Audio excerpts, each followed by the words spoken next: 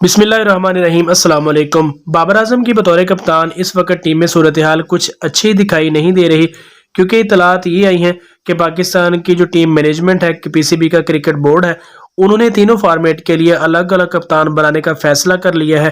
क्योंकि बतौर कप्तान जो तीनों होम सीरीज बाबर आजम ने पाकिस्तान में खेली हैं, ऑस्ट्रेलिया के खिलाफ, इंग्लैंड के खिलाफ और अब न्यूजीलैंड के खिलाफ, तो मजमूई तौर पर कप्तानी के हवाले से वो कुछ अच्छे साबित नहीं हो सके। इसलिए टीम की कारकर्दगी को बेहतर बनाने के लिए पीसीबी ने यह फैसला किया है कि हर फॉर्मेट का अलग अलग कप्तान मुकर्रर किया जाए।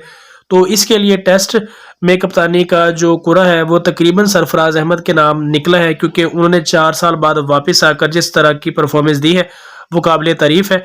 और उसके बाद शान मसूद जो कि वनडे के नायब कप्तान हैं, उन्हें वनडे टीम का कप्तान मुकर्रर किया जाएगा। और इसी तरह टी20 के लिए बाबर आजम कप्तान बरकरार रखे जाएंगे। तो जब होम सीरीज न्यूजीलैंड के खिलाफ ख़त्म होगी तो इसका बाकायदा ऐलान भी किया जाएगा। और बाबर आजम का बताया यह गया है कि टीम में असर और सूख मजीद कम करने के लिए उन्हें सिर्फ एक फॉर्मेट तक महदूद करने का फैसला किया है।